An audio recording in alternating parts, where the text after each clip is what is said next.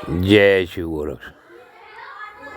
प्यारे सज्जनों, यह कहानी भी भगवान राम के बचपन से ही जुड़ी है। जिस समय भगवान राम, लक्ष्मण, भरत, शत्रुघ्न 5 वर्ष के हुए तो कार्तिक की पूर्णिमा को गंगा स्नान के समय चारों भाई, उनकी तीनों माताएं, महाराज दशरथ तथा कुलगुरु वशिष्ठ और अन्य ब्राह्मणगण सभी इकट्ठे होकर गंगा स्नान को गए। गंगा स्नान गढ़मुक्तेश्वर धाम पर मनाया जाता आ रहा है। यह त्रेता युग से नहीं बल्कि सतयुग से, जब से गंगा पृथ्वी पर अवतरित हुई है, तब से लगातार गढ़मुक्तेश्वर धाम पर गंगा स्नान का महत्व सबसे अधिक मनाया जाता है। वैसे तो परंपरानुसार धीरे धीरे इस गंगा स्नान को हरिद्वार में तथा त्रिवेणी पर, इलाहाबाद में, अन्य जगह भी मनाया जाता है, परंतु हमारे शास्त्रों के अनुसार गढ़मुक्तेश्वर धाम को ही मुक्ति का धाम कहते हैं। इसलिए सभी गंगा स्नान गढ़मुक्तेश्वर पहुँचे और वहाँ स्नान ध्यान करने के पश्चात जब राजा सभी भिखारियों को दान दे रहे थे, तो रामचंद्र जी लक्ष्मण के साथ अपने रुकने के स्थान से थोड़ी दूर चले गए और उन्होंने देखा कि बहुत से लोग कुछ बहुत ही कम वस्त्रों में घूम रहे हैं। रामचंद्र जी ने एक से पूछा, अरे भाई, तुम्हें सर्दी नहीं लगती? तो वह भिखारी बोला, अरे राजकुमार, तुम क्यों हमारी हंसी उड़ा रहे हो? सर्दी तो सबको लगती है, परंतु हमारे भाग में कपड़ा है ही नहीं। इतना सुन राम के छोटे से दिल को बड़ी चोट लगी और तुरंत वह वापिस आ गए और उसने अपने पिता से कहा, पिताजी, भले ही आपको अयोध्या से और वस्त्र मंगवाने पड़े, परंतु यहाँ जितने भी भिखारी हैं, जितने भी वस्त्रहीन हैं, उन सबको आप वस्त्र दान दें।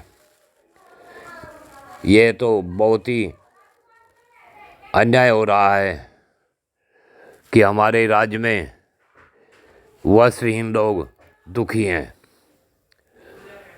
इस बात को गुरु वशिष्ठ ने सुना तो उन्हें समझते देर नहीं लगी कि राम अपनी वास्तविक स्थिति को समझना चाहते हैं, और उन्होंने, गुरु वशिष्ठ ने भगवान राम को अपने पास बैठा लिया और समझाने लगे, परंतु राम जैसे समझने को ही तैयार नहीं थे।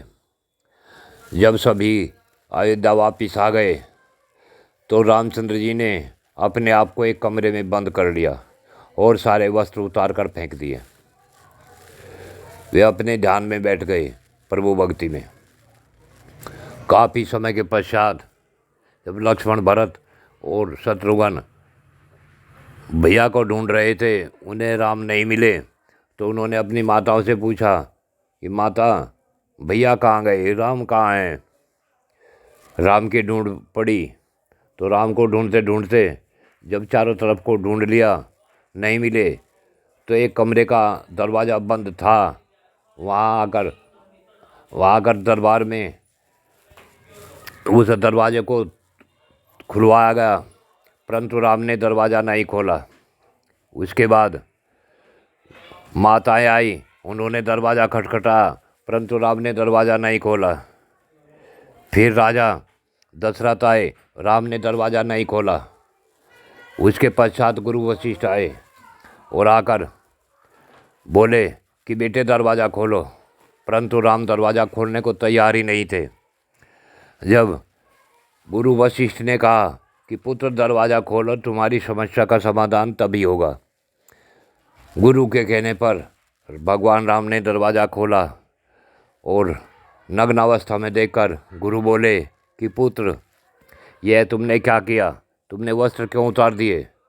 तो भगवान राम बोले कि ये गुरुदेव, जब इस पृथ्वी पर वस्त्रहीन लोग रहते हैं, जब तक सभी लोगों को वस्त्र नहीं दान दिए जा सकते, तब तक मैं भी कोई वस्त्र नहीं पहनूंगा।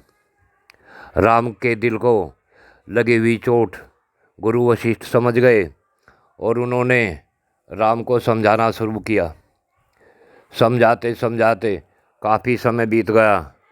काफ़ी समय के बाद रामचंद्र जी के मन में शांति हुई और उन्होंने गुरुदेव से कहा कि गुरुदेव, अगर सभी के भाग परमात्मा ने लिखे हैं तो एक जैसे क्यों नहीं लिखे?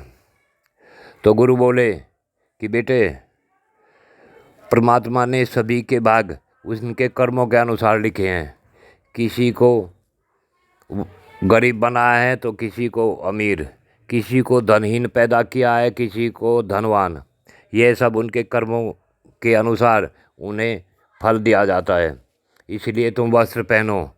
और उसके पश्चात गुरु वशिष्ठ ने भगवान राम को एक ऐसी विद्या की जानकारी दी जिसे हम आज योग वशिष्ठ के नाम से उस पुस्तक को जानते हैं।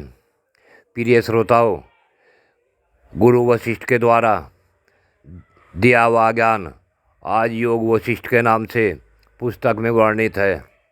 जिसे भी भगवान राम की वास्तविकता जाननी है, उसे योग वशिष्ठ को पूर्णतः पढ़ना चाहिए। जय शिव गोरक्ष।